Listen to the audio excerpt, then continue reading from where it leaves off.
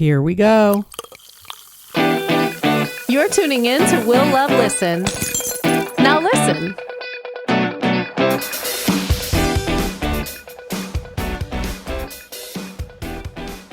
Before we start the interview, I want to show off my creme brulee hat. Oh, oh my gosh. Okay, it figures I like the color. Yeah. Hi. I got this at when you were doing your residency at Joe's Pub. Oh my gosh. How fun. Yeah, that was a Well, I good love that you're show. rocking it out.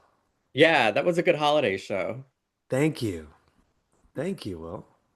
So there's a lot to talk about because your book, I got an advance copy, is dropping, and this is a juicy read. So I want to go Juicy. all in, cover everything. Um, But first, I want to talk to you because, like in the past, when I've interviewed you, we've spoken about the book, so I know it's been a while in the making. Now it's finally launching, finally dropping. Everyone's excited. Uh, how long did it take you to write this book? And was it challenging going back and revisiting everything?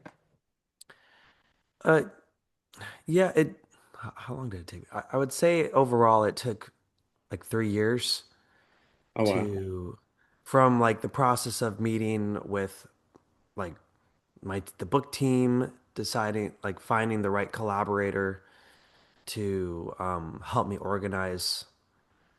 I I thought the term was an editor, but then they're like, no, it's not an editor, but like with basically like just talking through everything and deciding, okay, these are the things I want to talk about. What else do I need to talk about? And how do I organize this all to make sense and be an easy, like make sense reading through it all? Yeah. And it was, and then like I thought I finished the book and then it was too long, so I was like, okay, I have to shorten it. And if each thing made it an even better book, a better read. And I did have to take some breaks because some of the when I would get to some of the memories, it would Yeah. just put me in this. I was like, whoa, like I didn't think I was going to react this way or feel this way. I wonder what that is. And I think it's just like triggers, like it would trigger something like your mindset that you had as a child. And that I'm like, oh my gosh, I'm still feeling this as if I were that age. And even though I can process it like as an adult, like it makes sense in my head and I can observe it. I couldn't get myself outside of feeling the way I did when I was a kid. Like the kid still didn't know how to make sense of it. The kid version of me was still scared. It felt like this great need to protect myself Yeah. and reverting back to being like a kid almost. So I had to like take breaks and like breathe, like do breathing exercises. I went back to psychologist for a moment because I needed to in order to finish the rest of. I'm like, well, I'm telling this story, and if anything, I'm glad that I'm confronting this because I feel like I'm releasing a lot of the things I've held on to for years now. So, um, you don't think it's still there, and then and then you go back there, and it's like, whoa, this is like child mind is still trying to protect adult me Yeah. from this thing that happened a long time ago. So it's interesting. I feel like writing your, especially your book, because of how like in depth you went, it's like therapy because like you're revisiting all of your life and past circumstances that were really heavy. So, it's naturally, I feel it's gonna trigger you. It's gonna like take you back into a point in time, almost like hypnosis or EMDR. So, Yeah. but I could imagine once you were finished with it, it was like a cleanse in a way, like It, a it weight lifted off your shoulder.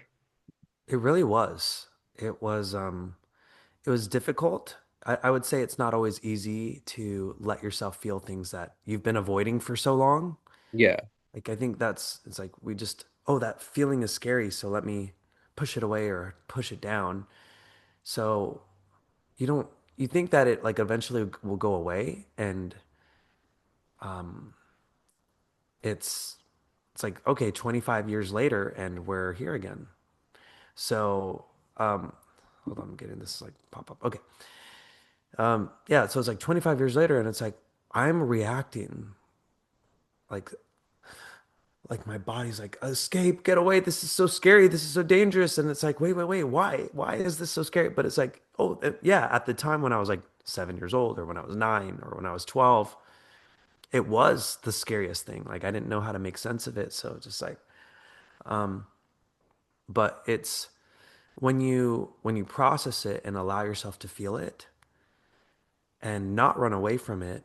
I don't think, and I would say that doesn't work for every situation. I do feel Yeah. like sometimes there are things that are just so too much for us that that's why our body does that. It does protect us. It does help us to move on and live our lives. And sometimes the healthier thing to do is to just, let yourself break off from it. If it's too traumatic. But in my situation, I felt it was important to go back into my history, Yeah. to share it, to tell my story. And in order to do that, I had to make sense of it. Like I couldn't, my first pass of the book, I actually told all these events before I processed them. So it was from a child's perspective. Like Interesting. The first it, edit. each moment was from that time period's perspective. And because I was still in that mindset when I was writing it, like that's how I remembered it. Yeah. How I felt it.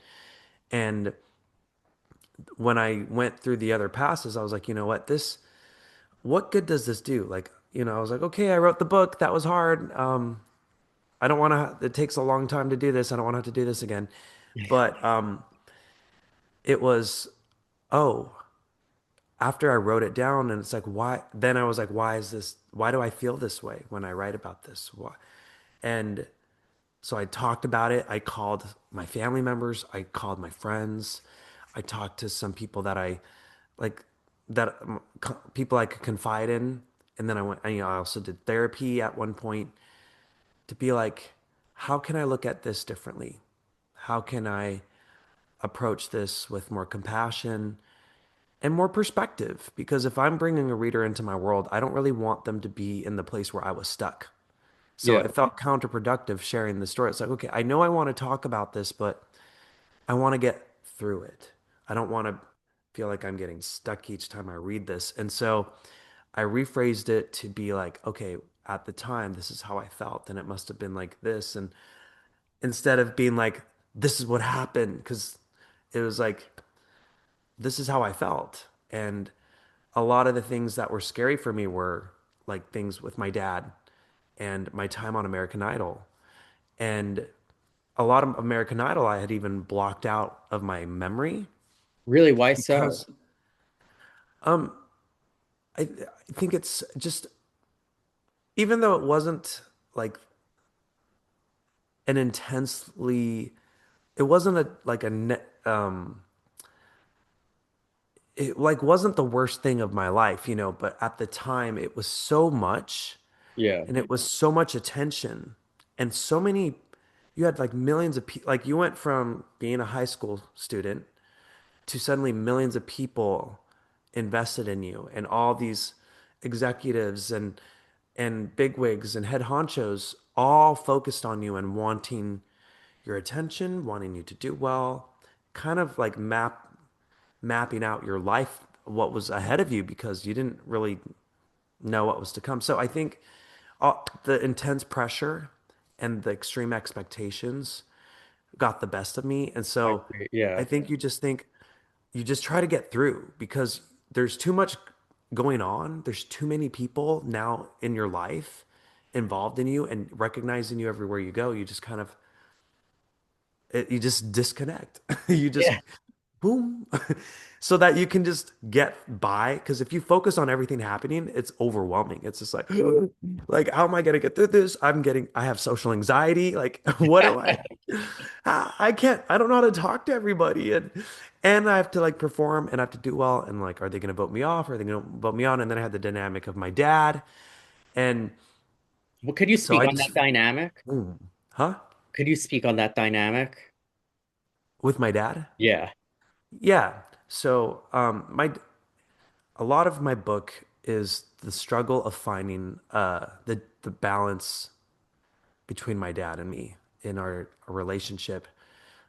It started out fine. Then there was a family incident that happened because some people there was a close family friend of my mom who was very close with was involved with the family. And let me rephrase. So my dad and I, there weren't any issues in our relationship up to the age of 9. And then like on a visit to my mom's family and her family friends, I was I was told something about my dad, like that he was a bad person and that he was doing bad things. And I didn't when that started happening, they started getting in my head, even though it didn't make sense to me. I started believing them, and I started becoming afraid of my dad, even though I was confused because I didn't know why I was supposed to be afraid of him, Yeah. because I never experienced anything to myself at that point that he had done to me. But as I got older, when all that blew up and exploded, I felt like my dad, his form of escapism from how hard that was for him, he hyper fixated on me and my career in singing, and it was his escape. Yeah. But the problem was, I believed he was bad, and even though I didn't understand why he was bad, I thought I was supposed to believe that because I don't know, I think I just followed what the adults in my life told me. And since I was like, this is an adult telling me this, I'm supposed to trust them. And it wasn't until, it wasn't until 20 years later writing this book, 25 years later, that I finally was able to talk to my other siblings and other Yeah. family members and people in the circle where I was like, wait a second. Okay, like I can finally understand what happened because I heard everyone else's perspective. I realized I wasn't the only one who was so confused by it all. But going back, before when I was still a teenager, I felt like I was supposed to fear my dad, but I was also supposed to respect and honor and obey him. So it was this very difficult dynamic that I had with him. And he didn't understand why I was so avoidant of him because he didn't know what I had been told about him until I was, until later on. So it was just a complicated situation. My dad, When you were on American Idol and your career started to blow up, but then you decided to go on a mission, was yeah. that what was his take on that? And then also what was his take on when you came out? So I would say my dad became extremely codependent on me, and I became extremely codependent on him. And we had this very much it's us against the world mentality. I think we were already taught that in religion. Yeah. That Especially with the Mormon church, yeah. Yeah, you're supposed to be in the world, but you're supposed to stay away and separate from the world itself, because the world is run by Satan, essentially, and you don't want to be too involved in it. And so, my dad had that mentality, and also I think ups, this need to protect me, Hmm. and it was just unhealthy. And the problem was he also felt like he had this like guidance from God to guide my life. I see. Yeah. So was it Um, him that pushed you to take a break from the music scene and go on that mission? no, funny enough, my mission was, I felt a need to get away. It Yeah. was like, Your my escape. dad Yeah. escaping into me was my mission was my version of that, I of get that. Yeah. escaping into religion and to God to get away from this career that I was afraid of. I was afraid of it. I was afraid of the public eye. I was afraid of being seen. And I was afraid of my dad. Like I think I also just overwhelmed by my dad's hyperfixation with me because it got very unhealthy and he started getting very controlling and um, really relied on me not trusting myself in order to be reliant and dependent on him. And it worked. I was very unsure of myself. I was very self-conscious and I didn't have any groundedness in myself. But it got to a point where I was like, okay, this is too much. Like I'm feeding the fire in a very unhealthy way Yeah. because I was so like, well, I need my dad to tell me what to do.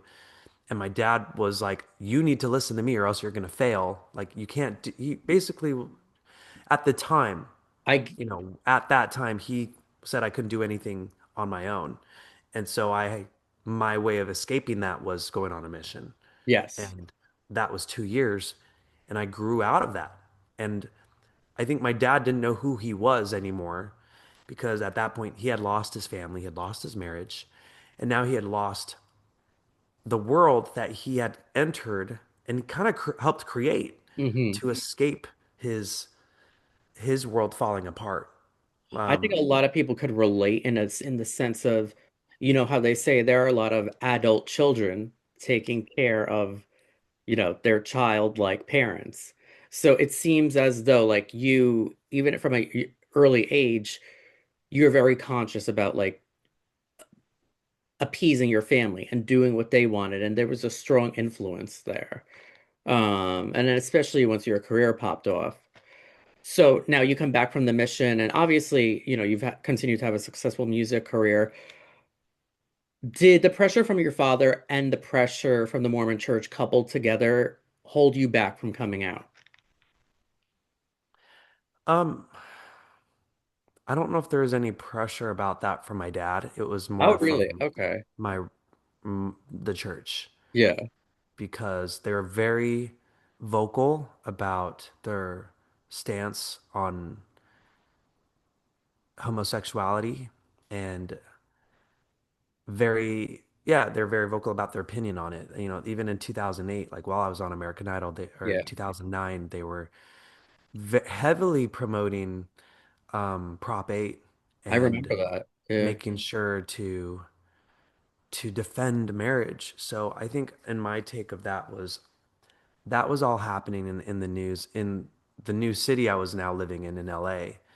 I was hearing a lot of opinions about that and I couldn't just observe because I was in the forefront. Like people knew I was Mormon and the church very much attached themselves to my image and because they felt like I represented them well. I was a shy, conservative, obedient boy, a a teenager, I guess. And so they just were like, "We claim him. He's ours." You're their rep. And so I suddenly, I think, just without making the choice myself, I had just become this Mormon icon. And I was just like, okay, how do I do this? Like, how am I supposed to be a Mormon icon? So I just thought, okay, I've got to be just obedient and still work hard, but make sure that I'm clean and keep my content wholesome and make anything that I'm involved in safe for my community to watch, the Mormon community. But it didn't really allow room to explore anything about sexuality when I was so involved with my church. So this book, I do have to say, I love that Paula Abdul wrote a foreword for you. Oh, yeah. Yeah, she kept it just sweet and simple, just like how she is. Yeah, She's yeah, that like, was very sweet. Have you obviously been in communication with her lately? So, did you sustain like a good relationship with her over, obviously a close relationship rather, with her over the years? And yeah. what's her take on the book and everything that you went through? Before that, I just remembered you asked about my dad's reaction to coming out. Can I answer that? And then Yes, yeah. that's my brain jumps around like that. But it's like, oh wait, you asked this. So it's interesting how my dad, when I went on my mission, he was very opposed to it. He tried to stop me from going. because I think it was very scary for him to be like, if you are gone, I don't know who I am and what I'm supposed to look forward to with my life. And it's like, I think he had to confront his problems with the family when I left. And in the end, it was a good thing. When I came out, I got back from my mission in 2014, and then I came out in 2021. And that whole period in between, I didn't really talk to my dad much. I mean, there were a few moments where I did, and Yeah. for holidays, but the reaction I got from my dad, I was really surprised because he was so supportive and he didn't have anything negative to say. If anything, he said, "Wow," he's like, "David, if you had told me 30 years ago that one of the biggest Mormons, well-known Mormons, was coming out," he's like, "I wouldn't have believed you." He's like, there, he's just like, that couldn't have been a thing. And he's like, "I'm really proud of you, son." And Oh, that's beautiful. That's it rare was, too. Yeah. yeah, I wasn't expecting it. And he had talked to me about how he had told me this story when I was younger before, but I didn't want to hear it because I thought, this is bad. I'm not supposed to listen to this. My dad was saying how in his 20s, one time he went to a club and there's this guy who thought, my dad has a twitch in his eyebrow, so he does this a lot. Yeah. And there was a guy at the bar who thought my dad was hitting on him while they were talking. And the guy happened to be gay. And so he's like, "Sorry," he thought my dad was flirting. And my dad was like, "Oh no." He's like, "No, my bad. I wasn't." And so he started to ask. My dad's a curious guy, and I think I get my curiosity from him. So my dad was like, "So what is it like to be gay? Like, where do you go to meet people?" And my dad was still a Mormon then, but he was just more open-minded than other Mormons. And the guy was like, "Well, do you want me to show you?" He's like, "I can take you to a gay club if you want, or a gay bar." And my dad was like, "Okay." So he goes. And so this was a story my dad had told me before, but I was just like, "Dad, why are you telling me this?" I was just like, "Are you gay? Like, what are you why are you gay?" Yeah. Um, is what I was thinking. But then, here I am hearing it again and actually listening attentively for the first time now that I'm out and realizing like my dad was trying to connect with me and it was his way of saying, "I don't judge you." Yeah, And like he's cool regardless type of deal. That was like his yeah, way of hinting at you. Yeah. yeah. So it was a cool moment. So you said Paula Abdul. Um, Yes. Which I loved seeing that she wrote for your book. yeah. It was really sweet. She's always been in the idol contestants' corners. She is, some of us, like we've seen her more often over the years, Yeah. or she's just special. She's a special person because she's such an accomplished artist herself, selling, millions and millions of albums worldwide and having so many number ones in the US. And being a performer, she's an acclaimed choreographer, and yet she is so caring of other people. She cares about others. She wants you to succeed. She wants you to thrive.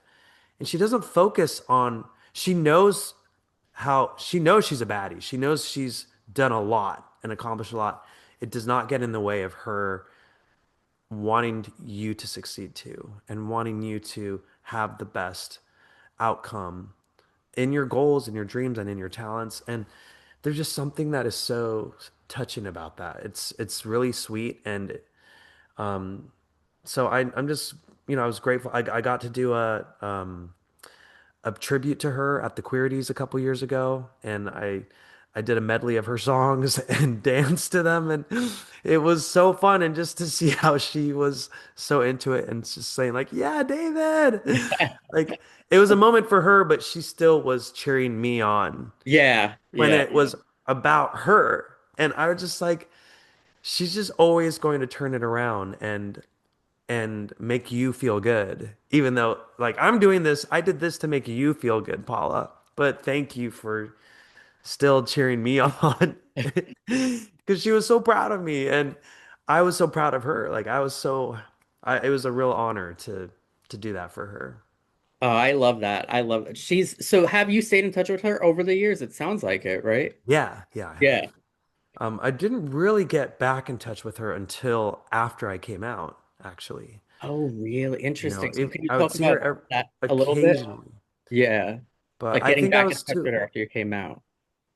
Yeah, I was too afraid to really put myself out there and just keep in touch with people.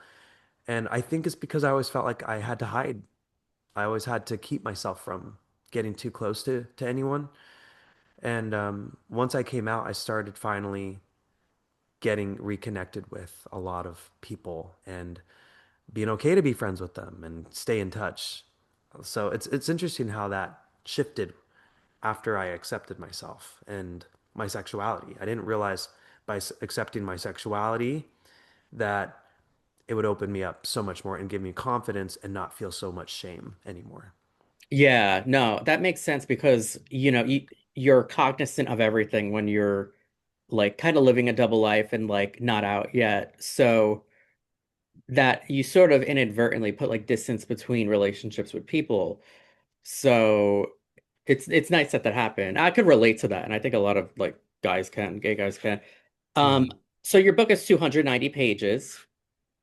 But you had said it went through a couple edits. How long was it originally? Was it close to, because currently it's 400. like, yeah, Yeah. exactly. Was it? Yeah. And I was like, okay. And I felt like it was a really good read because even though I'm long-winded, I feel like when I tell a story and I'm able to tell the details, it's how I know how to do it. It's the only way I know how to do it, but I feel Yeah. like it's engaging. Yeah. Um, but it's just like, you know what? They're just, you know, the editors were just like, we need to make this an easier, like, that's an overwhelming amount of pages for the average reader. We need to make this shorter.